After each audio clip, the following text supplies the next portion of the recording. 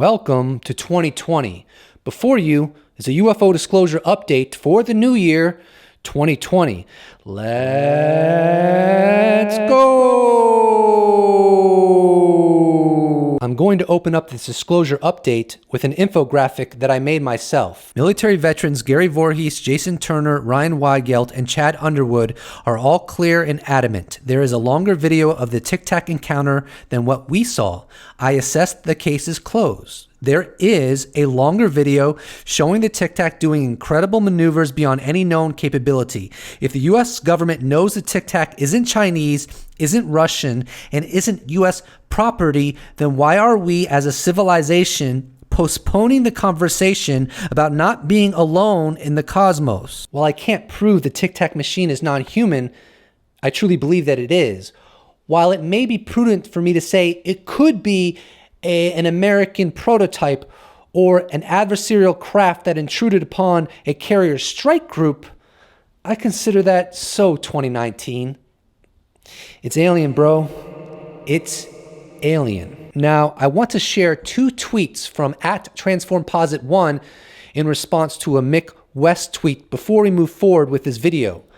Because the argument that TransformPosit1 makes sets the stage for partly why I'm so adamant that the Tic Tac machine encountered on November of 2004 simply was not made by the hands of man. Well-respected skeptic Mick West tweets. The video is the only piece of data there that's actually verifiable and testable. The other stuff, compelling though it may be, is largely secondhand and inconsistent accounts with no official verification.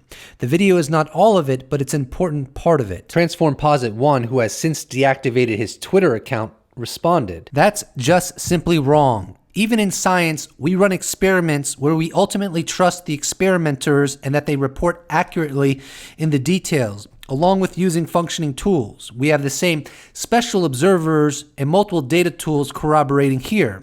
It's simply not philosophically consistent to listen to a group of, say, anthropologists and trust their experimental verdict, not 100%, but generally, and then distrust a different group of technicians using advanced tools." Now, I couldn't agree more with that sentiment. The military technicians that were present during the USS Nimitz UFO event series of 2004 had eyewitness accounts that corroborate with the data that was acquired by the technicians using advanced tools. This is a reality that we simply have to come to terms with. Luis Elizondo, who directed ATIP, has at times expressed his opinion that we are not alone. He's put less emphasis on that a little as time has progressed.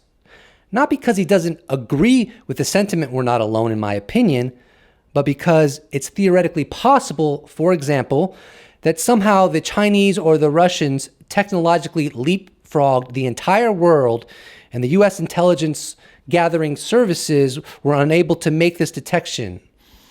In other words, Elizondo often gives air to the leapfrog possibility, even if it's not his position that this is what's going on here.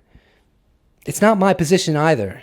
Here's a radio interview with Luis Elizondo that took place 2 months after his retirement from the head of ATIP and other duties at the DoD, in which he makes his opinion clear on what we're dealing with regarding many UAP that are seen by American service members. Yeah, we're certainly not alone. I don't know how else to explain it. If it's not ours and it's not some folks from overseas, then that kind of limits where these are from. And his colleagues also share his perspective. I can't speak again on behalf of the U.S. government anymore, but from my colleagues' perspectives and mine, there's nothing like that in any world inventory. Here's Tom Rogan on the Tucker Carlson show, December 20th, conveying his conviction that some of these UAP that the Navy has encountered do not originate from any military inventory or any private citizen. Perhaps part of his conviction is stemming from some of his connections within the United States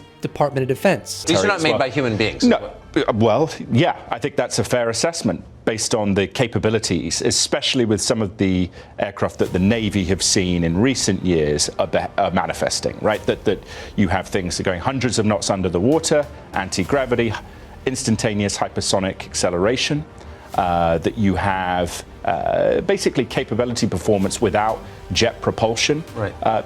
This stuff is not stuff that China or Russia have anywhere near the capability or that of. physics can explain. Exactly. So why is the Pentagon lying about this? Why have they lied about it for so long? I mean, that's the golden question. I think one reason is that a lot of people in the Pentagon fully don't understand what this is. I think they come to the conclusion it ain't from here. Yeah. But beyond that, they're somewhat flummoxed. And you think they have come to that conclusion? Yes, confidently. They think this is extraterrestrial, just to be totally blunt about it. Or extra dimensional, something extra, let's put it that way. Recall what Transform Posit 1 emphasized regarding trusting the experimental data coming from, say, anthropology experts, and how it's philosophically inconsistent to do that, while simultaneously giving undue skepticism to military personnel who are trained observers and who, just like the cited anthropologists, have harnessed multiple special tools, except in this case, they were used to ascertain the true nature of UAPs that had been encountered. So what tools were used to ascertain that what was encountered during the USS Nimitz UFO event series was demonstrating capabilities that are simply beyond any known technology? Well, we can say with certainty that multiple radars and at least one video coupled with many eyewitnesses have been cross-checked. There have been probably other tools that we don't know about that also contribute to the interpretation that the Tic Tac UAP ain't from around here. But today I'm going to focus primarily on videos, because video is something we can all easily grasp. If I showed you radar return data, you may not be able to make heads or tail of it, but anybody can understand seeing, for example, an object doing a right angle turn, or going from a standstill to instantaneously moving somewhere else at hypersonic speed in a manner that a helicopter or missile simply couldn't accomplish. And let's face it, the reason the U.S. government knows we are not alone, in my opinion, is not because of eyewitness data alone, but more importantly, all the corroborating sensor data that has been poured over with fine-toothed combs by UFO programs beyond ATIP over many decades. In other words, the U.S. government has known we have not been alone for a very long time, and they have been lying to us for a very long time. Elizondo himself has relayed that we should have had the UAP conversation a long time ago. Here he goes into that. This is not like a discussion of fine wine. This conversation doesn't get better the longer we don't talk about it, right? The longer it ages, not a good idea. In fact, we should have had this conversation 20 years ago, 30 years ago, and we should have been a little bit more open about it, so we wouldn't be where we are here today. That's just my perspective. The Cold War ended 30 years ago. During that time, there was, in my mind, justification to maintain a policy of secrecy. That time was an extremely tumultuous era for the United States, for Europe, and for the world at large. And there are good arguments that could be made that during that time, it wouldn't be a good idea to put at the forefront of human consciousness that there is an intelligence outside of the human race that pilots craft in our skies, in our seas with impunity, can go wherever they want, whenever they want, and there's no military force on the planet that can stop them. And oh, by the way, they sometimes turn on nukes. Sometimes they turn off nukes. Most of the time, however, when they are spotted around nuclear installations of different kinds, they're just surveilling. Oh, and by the way, not only is this intelligence that involved in this biosphere, but sometimes they actually abduct human beings. Yeah, that might have not have been the best course of action during the Cold War, but once the Cold War was over, the policy of secrecy no longer made a whole lot of sense, and therefore I agree with Elizondo that 20 or 30 years ago would have been a perfect time to have started the conversation about this other intelligence or intelligences that is clearly here, and in my opinion, the United States government knows it because the sensor data that has been collected over many decades makes it crystal clear and makes it come to a level of proof that is well beyond a reasonable doubt. Let's dig into why we should be, at the very minimum, highly suspicious that the government has far more data that supports the assessment that we are not alone in the universe than they have released to the public. Gary Voorhees was an Aegis computer technician and a CEC operator, which stands for Cooperative Engagement Capability System. He was stationed on the USS Princeton, which is part of the USS Nimitz carrier strike group. According to Australian Defense Magazine, CEC combines all available radar measurements to generate a common track picture throughout the battle force. This equates to the various components of the carrier strike group having the same comprehensive picture of the battlefield as everyone else. It's a rather remarkable technology and gives them a clear and accurate picture of what's going on in their airspace. Here, Voorhees talks about a longer and higher resolution video that captures the Tic Tac vehicle as compared to the Floor 1 video that we've all seen. It was a much clearer video. You could see the shape of the ship. Patrick Hughes was a technician for the E-2 Hawkeye. He vouches that the E-2 Hawkeye reconnaissance plane collected sensor data that contributes to the assessment that the Tic Tac displayed maneuvers that is beyond any known technological capability. He also cites that 5 personnel that were on the E-2 Hawkeye saw the Tic Tac while airborne with their eyeballs. He was made aware of this by a witness that's being called Roger. Here's what Patrick has to say regarding the E-2 Hawkeye's encounter with the Tic Tac UAP. So let's just talk about Roger and what you know. So who's Roger and what happened? Roger was an in-flight technician. It was a program in the Hawkeye community allowing technicians to basically fly in the aircraft to troubleshoot problems we couldn't duplicate on deck. Roger was our only one. He flew quite frequently. He probably had some more hours than some of the officers in the squadron. But he was airborne during Commander Fravor's flight. So full mission, full air crew, so there were 5 people in the airplane. Roger would have been seating in the radar officer seat, which is kind of towards the back middle of the plane. So to the side of each one of them, or behind them, depending how the chair's rotating, is a window. The aircrew, the pilots have shielded windows, so they've got plenty of vision. Same object referred to by Commander Fravor kind of comes up along the side of the Hawkeye, forms up, where everybody can see him, and then takes back off again. I was able to ask Patrick on Twitter how close the Tic Tac came to the E-2 Hawkeye according to the witnesses. Here's what he had to say. How close was the Tic Tac to the E-2 allegedly?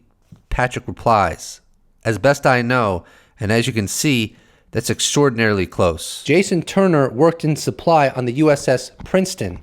Here is his recollection of footage he saw of a UAP intercept during the USS Nimitz UFO event series. So I walked in and I was bringing some computer parts to them, and I looked to my left and I saw this video playing, and I'd asked him, is this what we're training, or what's part of this training that we're going through? And he said, no, this is real life.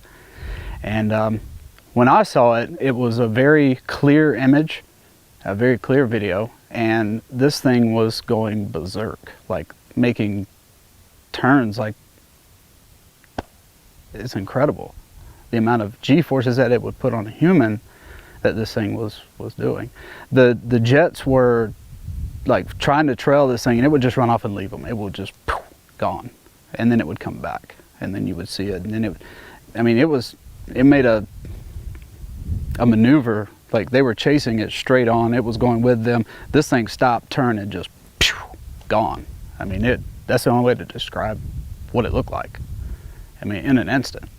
Like what the video you see now, that's just a small snippet in the beginning of the whole video, and you're seeing smooth little turns lefts and rights, but this thing, it was so much more than what you see in this video.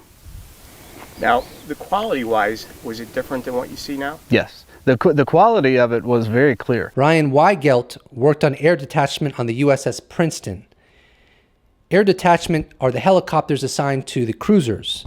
Here is what he had to say on whether or not the FLIR 1 video that was released to the public captures the totality of what Chad Underwood recorded with his encounter with the Tic Tac UAP. You know, somebody said there was a longer version that was, you know, perhaps up to 10 minutes in length. And the one that's on the internet, it's less than 2 minutes. You know, it's like a 2-minute little clip that switches back and forth from TV to infrared and so on.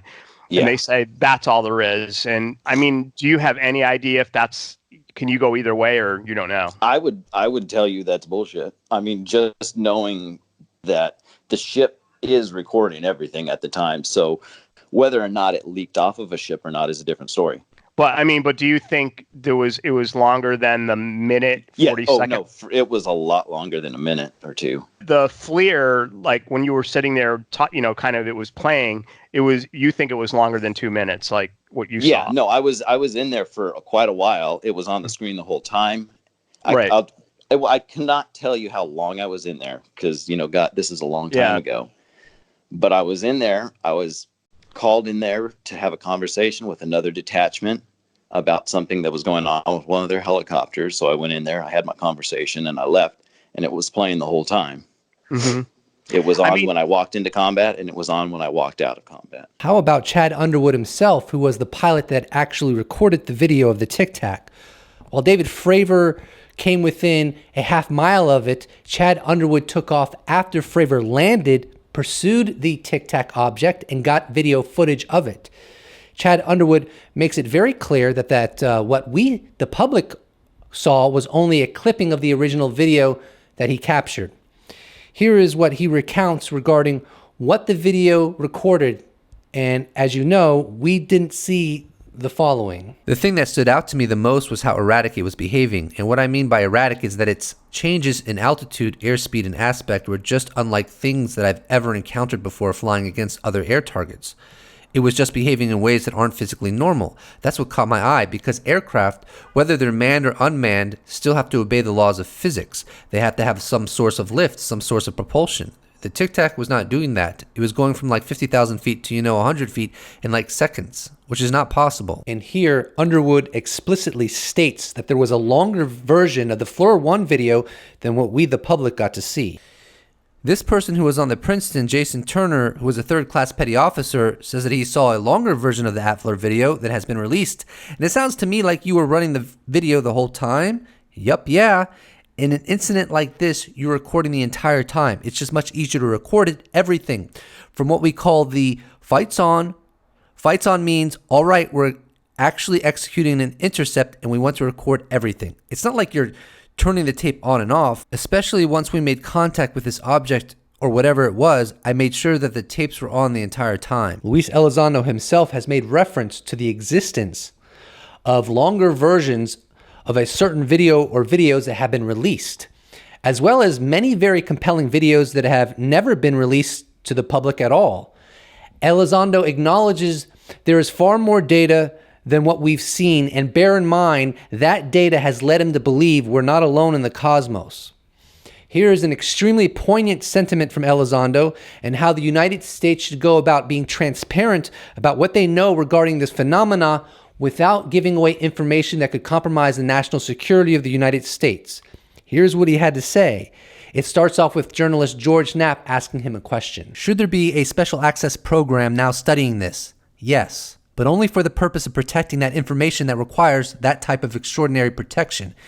Case in point, you go to an air show, you see an F-22 sitting on the tarmac. That is a very classified aircraft. That's why you're not allowed in the cockpit, but you can see it on the tarmac. You can see it flying. And the fact that we have an F-22 isn't classified, right? It's the same thing with ATIP program, in my opinion, and whatever falls on is that you should have a program that is out in the open, allows everybody and anybody to contribute data that allows us to have a conversation about the phenomena and what we're learning about the phenomena. But then you have classified layers below that when it comes to specific nuances. Perhaps maybe what our internal efforts are to potentially potentially, not saying we're doing this, maybe replicate that technology or to reverse engineer that technology, right? Now you're getting into some sensitivities that you don't necessarily want everybody to be privy to.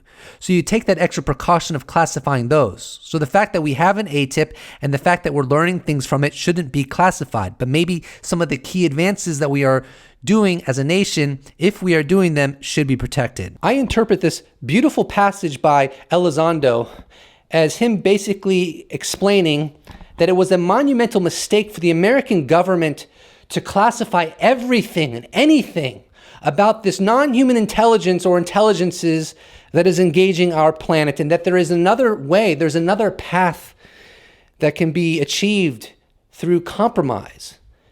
And that is to open up this subject. Tell the American public that you are not alone, that we know you're not alone. Open it up to academics and theologians and journalists and the scientific community and all spectrums of society, so that a conversation can ensue and we could be rational, logical human beings talking about reality instead of eschewing reality because there are elements within the national security apparatus that mistakenly considered that a good idea. No, it's not a good idea. It is ridiculous. Here is a great quote by Luis Elizondo from a very recent interview by John Greenwald of the Black Vault, in which Elizondo conveys that we are way past the point of no return when it comes to the UAP subject gaining steam and acceptance within mainstream society. I believe we are at the point where putting the toothpaste back in the tube is not likely, in part because a critical mass of individuals in our government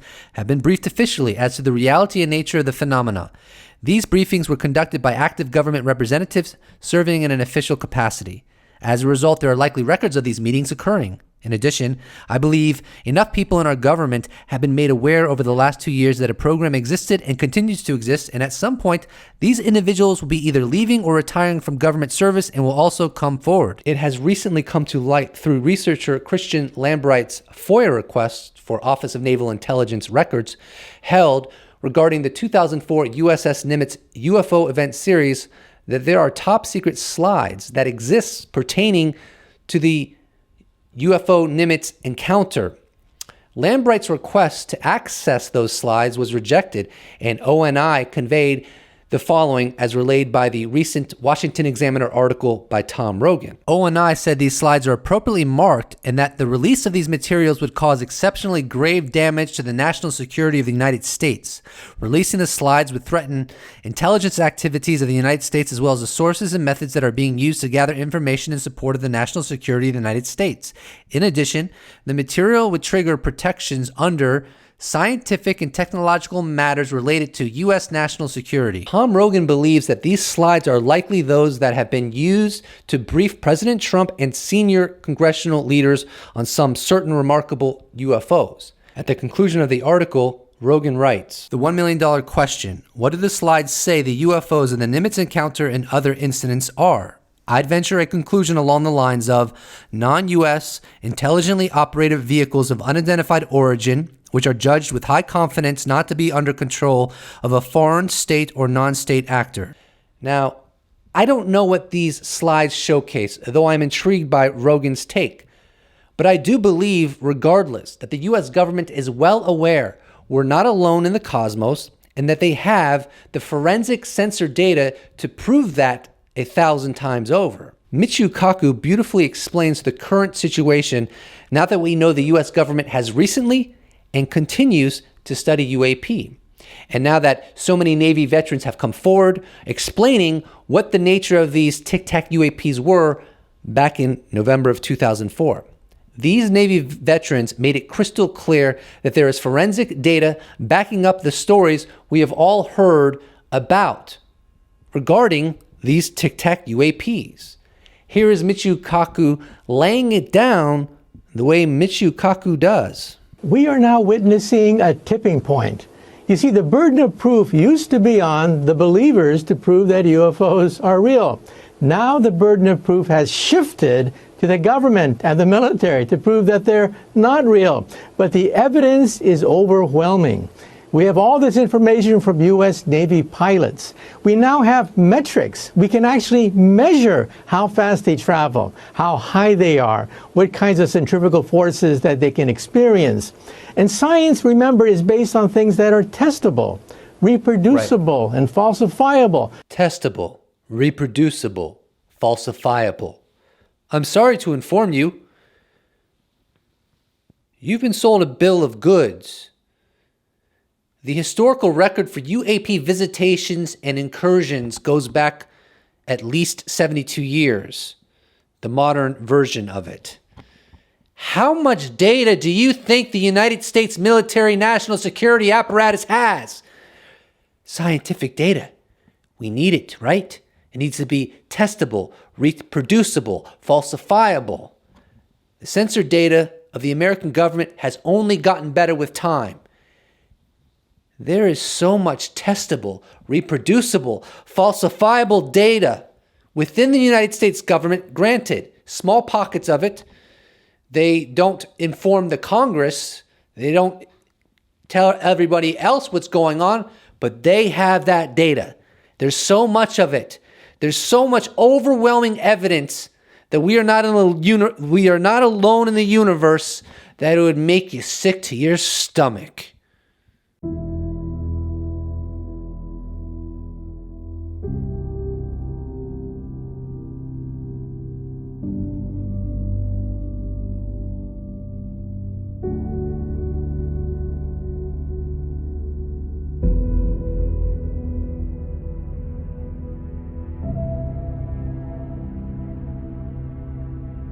Do not forget to subscribe. And if you'd like to support this channel, you can check out my merch shop where I sell t-shirts. Link is in the description below, or you could even become a patron. Or you could just slap a like on this bad boy and I'll appreciate it so much. Thank you so much for watching, and I look forward to seeing you in the next episode.